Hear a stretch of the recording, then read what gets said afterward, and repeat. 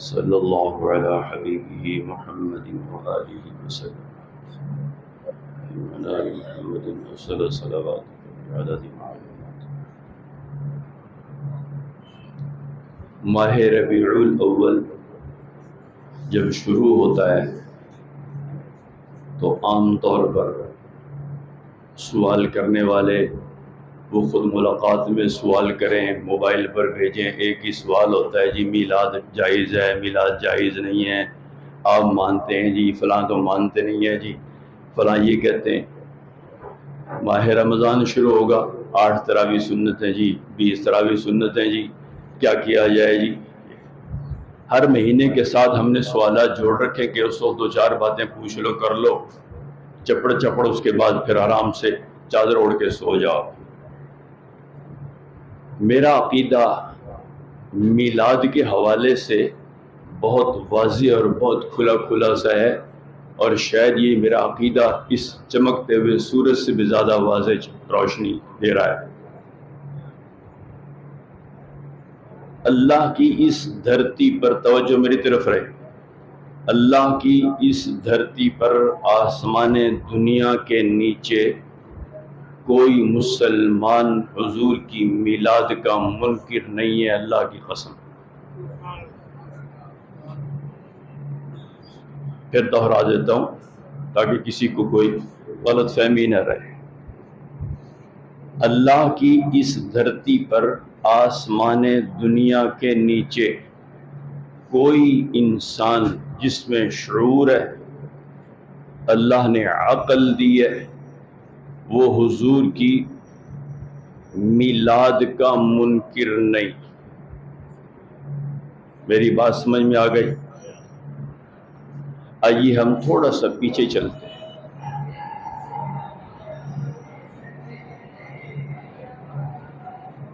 وہ یہ ہے کہ اگر آپ کی توجہ ہے، وہ کون صاحب تھے جن کو یہ اطلاع دی گئی تھی کہ جناب اللہ نے آپ کو بھتیجا عطا فرمایا ہے؟ یاد کرو، دیکھو دماغ کو لڑاؤ، میں کہاں لے جا رہا ہوں آپ کو۔ ایک بندے کو یہ آ کر اطلاع دی گئی تھی کہ جناب آپ کو مبارک ہو، آپ کو اللہ نے بھتیجا دیا، یعنی آپ کے بھائی حضرت عبداللہ کے ہاں بیٹے کی ولادت ہوئی۔ وہ کون تھا جس نے یہ انگلی کے اشارے سے اپنی لونڈی کو آزاد کیا تھا کہ جاؤ میرے ہاں اللہ نے بھتیجا دیا، میرے بھائی کے ہاں بیٹا ہوا تو میں آزاد ہوں؟ کون تھا؟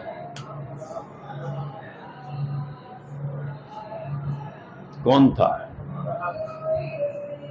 آپ نے بولنا نہیں ہے، میں خود جواب دے رہا ہوں۔ وہ کون تھا؟ آئیے ایک اور منظر آپ کے سامنے رکھتا۔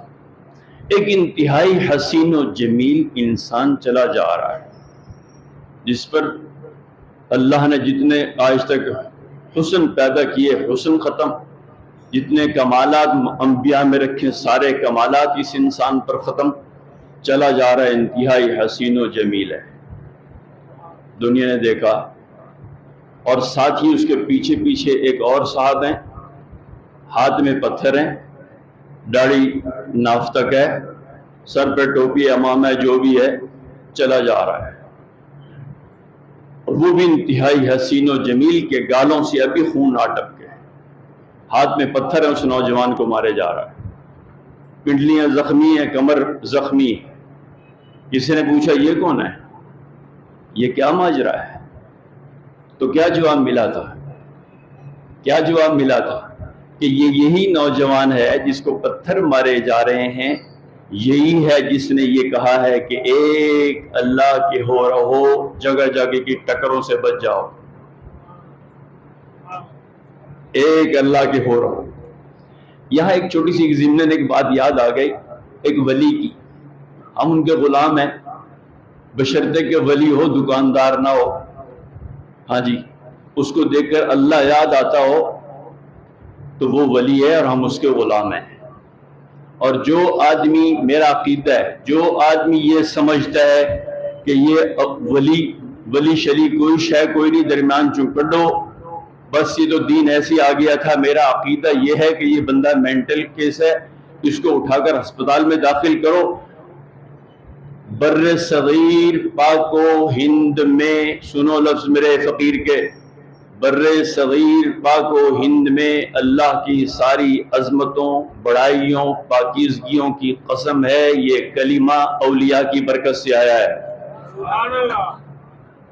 آپ اولیاء کو درمیان سے نکال دو، آپ کے پاس کلمہ نہیں بچتا، یہ ان کی محنت ہے۔ انہوں نے کھایا پیا کچھ نہیں، روکھی سوکھی کھائی ہے، لیکن یہ ضرور ہے کہ اللہ کے کلمے کو زندہ رکھا۔ کہا گیا یہ کون ہے؟ کہتے یہ وہ نوجوان ہے جو یہ دعوت لے کر آیا ہے کہ جگہ جگہ اپنی جبین نیاز نہیں جھکاؤ، ایک اللہ کے ہو رہو۔ جب آپ یہ اپنی جبین نیاز صرف ایک کے حوالے کر دیں گے، وہ پوری مخلوق کو تمہارے حوالے کر دے گا۔ تو یہ کون ہے پیچھے جو پتھر مار رہا ہے؟ کہتے یہ جناب انہی کے، یہ حقیقی چچا ہیں ان کے، جس کو کل اطلاع دی گئی تھی کہ جناب والا آپ کے گھر میں بھتیجے کی پیدائش ہوئی ہے، اور اسی چچا نے انگلی کے اشارہ کر کے باندی کو آزاد کیا، تو کہا تھا کہ جاؤ میرے بھتیجے کی پیدائش کی خوشی میں تم آزاد ہو۔ اور یہی وہ چچا ہے جب اس نے دعوت دی کہ سب کچھ چھوڑ دو، ایک اللہ کے ہو رہو، یہ کیا تم نے بت پال رکھے ہیں؟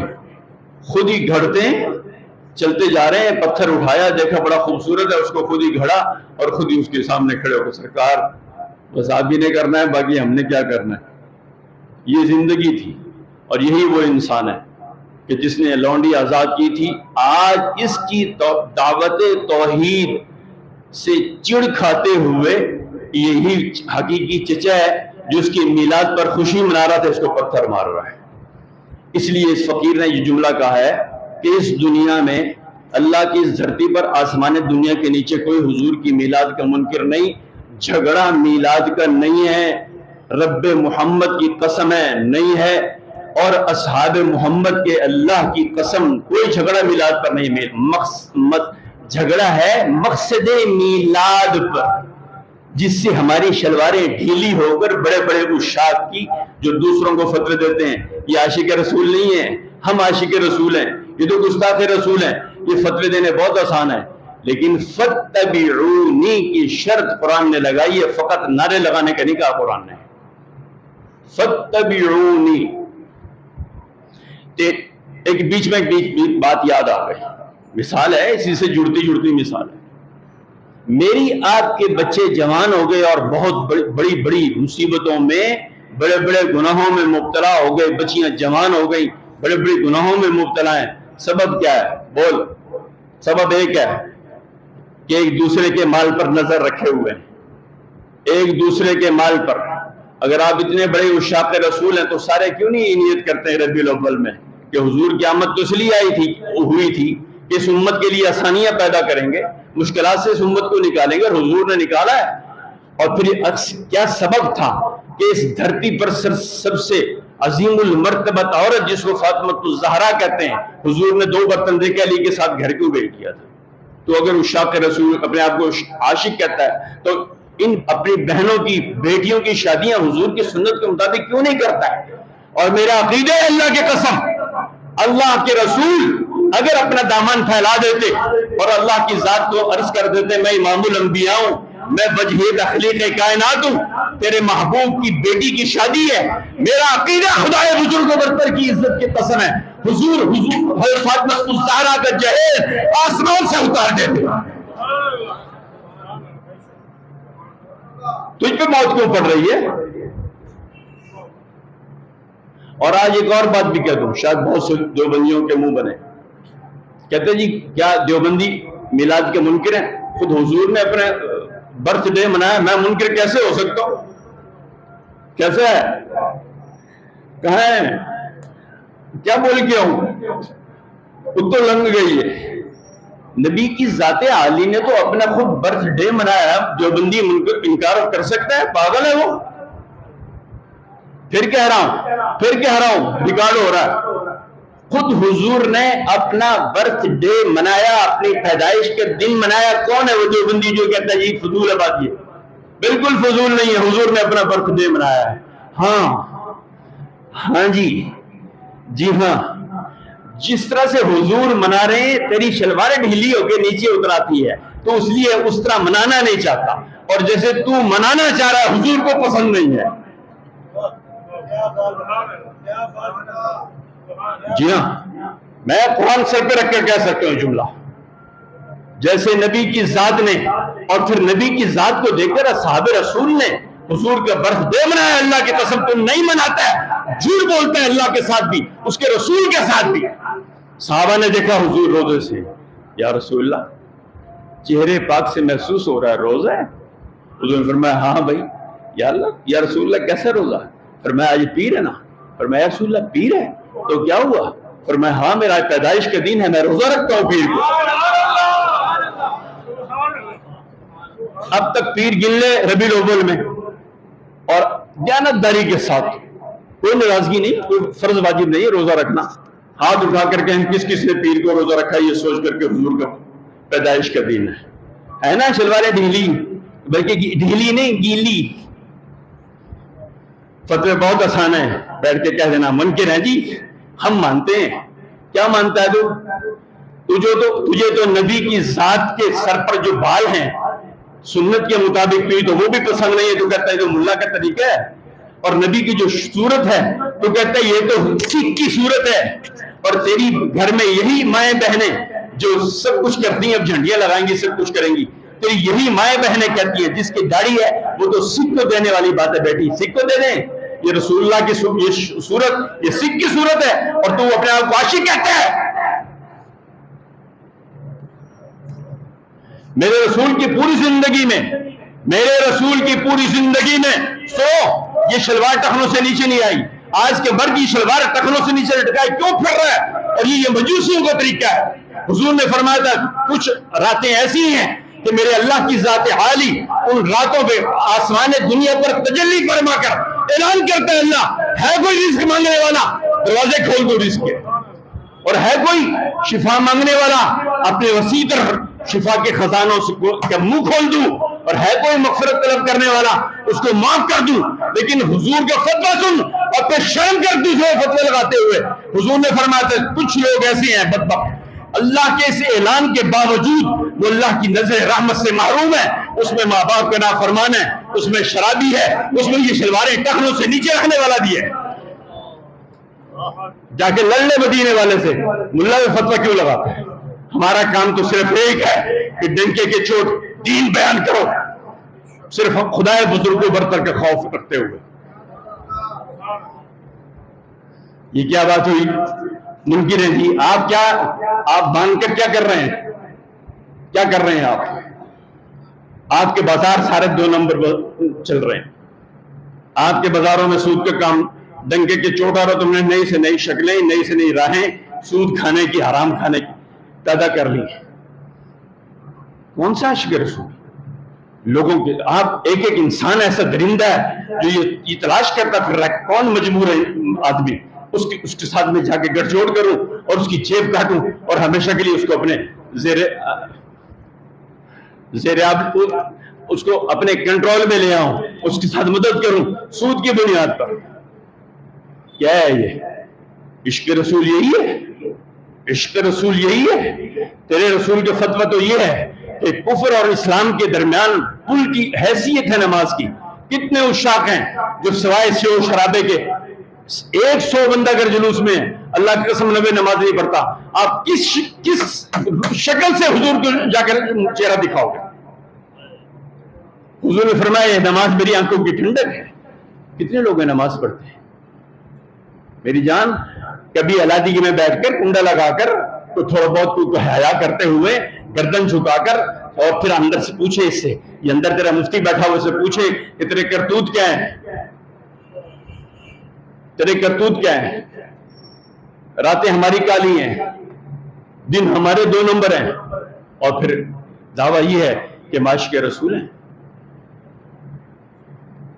ایک بات سنو، اس فقیر کی مثال دیکھو، میں کہاں آپ کو کیا سنانے لگا۔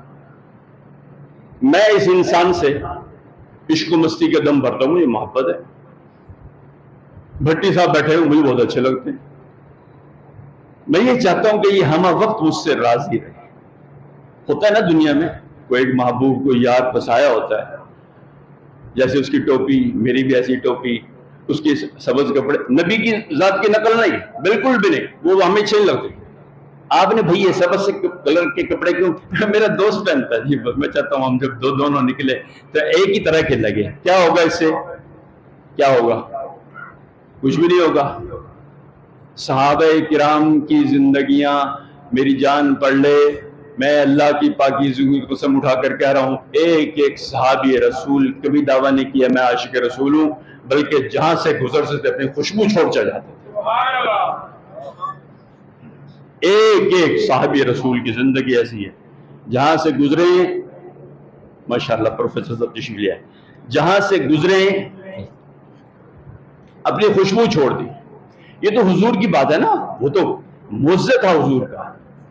اللہ کے رسول جب گھر میں نہیں ہوتے تھے، یہ میں آپ کو عجیب بات سنانے لگا ہوں، بات صحابہ کی آئی ہے. تو کفار کا بھی عقیدہ یہ تھا کہ نبی اگر حجرے عائشہ میں نہیں تو ایک تو ٹھکانہ ہونا جتھے ملے گا. کیا کہہ رہا ہوں؟ کافروں کا بھی عقیدہ تھا. اور میں کہتا ہوں یہ تو بہت کاٹھے قسم کے کافر ہیں. کافر بھی جانتے تھے کہ نبی دی ذات جے گھر چ کوئی نہیں نا، پھر ایک کو تھان تے ملے گی. کیسا ہے پنجابی سن؟ میں تو ٹھیٹھ ہوں، میری تو زبان بہت بگڑی ہوئی اردو ہے. نبی دا ایک کو ٹھکانہ ہے، ایک کو جگہ ہے گی جتھے لبے گا وہ ہے ابو بکر دا گھر. دیکھو، اور بھائی گل سناواں، بھائی سناواں چاہ. اور کافروں کو یہ بھی عقیدہ تھا کہ ابو بکر جی اپنے گھر چ کوئی نہیں، پھر نبی دے گھر ملے گا. ایک بات عرض کر دوں، نبی کی ذات کو اگر آپ نے پڑھنا ہے، اصحاب رسول کی زندگیوں کو پڑھو. مجھے یاد آ رہے ہیں حضرت علامہ علی شیر حیدری شہید رحمہ اللہ، ایک جملہ تاریخی کہہ گیا، اللہ کی قسم جملہ ایک ہے لیکن پوری کتاب ہے. اگر اس کو آپ کھولنا شروع کرو نا، اس کے ایک حرف کو لے لو تو کتاب ہے پوری. اور میں آپ سے بھی کہتا ہوں، حضرت علامہ علی شیر حیدری نے فرمایا تھا، میرے عزیزوں یہ ہاتھ بندے ایک موقع پہ فرمایا تھا، یہ ہاتھ باندھ کر علی شیر حیدری آپ سے کہہ رہا ہے، دین وہی ہے جو صحابہ سے ملے، اور جو صحابہ سے ملے وہی دین ہے، باقی سب بکواس ہے. اور پھر مجھے بھی یاد آ رہا ہے، نئے ساتھیوں کے لیے ایک جملہ یاد آ گیا حضرت مولانا شاہ کی مختار صاحب رحمۃ اللہ علیہ کا. فرمایا کرتے تھے ایک بات پلے باندھ لو، فرمایا کبھی بھی گمراہ نہیں ہوگے. ایک بات پلے باندھ لو، کبھی گمراہی کی طرف نہیں جاؤ گے. حضرت فرماتے تھے صحابہ کرام کی مثال شاہزادوں کی ہے.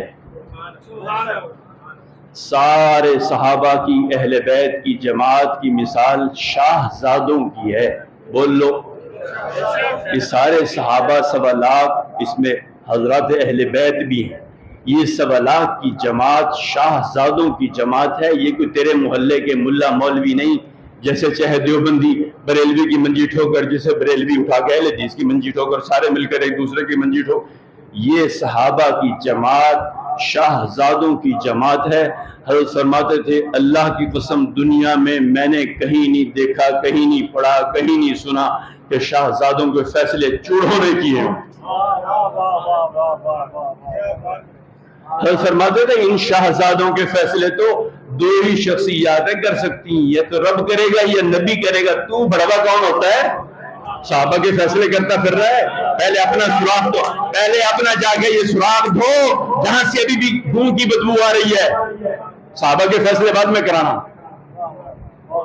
اور پھر وہی بات جو الہامی ہے اس فقیر کی، میں اس کے بعد مائک حوالے کر رہا ہوں پروفیسر صاحب. ایک انسان طواف کرنا چاہتا ہے، ایک ہی مقام ہے طواف کرنے کا دنیا میں، اللہ کی اس دھرتی پر، آسمان دنیا کے نیچے ایک ہی جگہ ہے، اور وہ ہے بیت اللہ.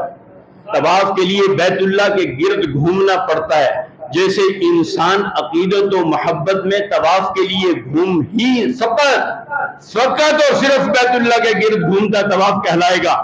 اسی طرح سے اللہ کی قسم یہ میرے رسول کا لایا ہوا سارے کا سارا دین رب محمد کی قسم ہے، یہ ایسے ہی ان مومنین کی طرح جیسے وہ بیت اللہ کے گرد گھومتے ہیں، یہ رسول اللہ کا سارا دین صحابہ کے گرد گھومتا ہے۔ ایک ایک صحابی کی ناموس کی حفاظت اور اس پر بات کرنا اور احتجاج کرنا، اللہ کی قسم کہہ رہا ہوں حضور کے خود ناموس کی حفاظت ہے۔ بس لمبی بات نہیں کرتا، آپ میری سننے نہیں آئے تھے، مجھے پتا ہے، یہ تو مہربانی ہے، آپ نے مجھے برداشت کیا، جو ٹوٹے پھوٹی بات ہو گئی اللہ قبول فرمائے، اور جو کوئی کمی بیشی رہ گئی اللہ اپنی رحمت سے معاف فرمائے۔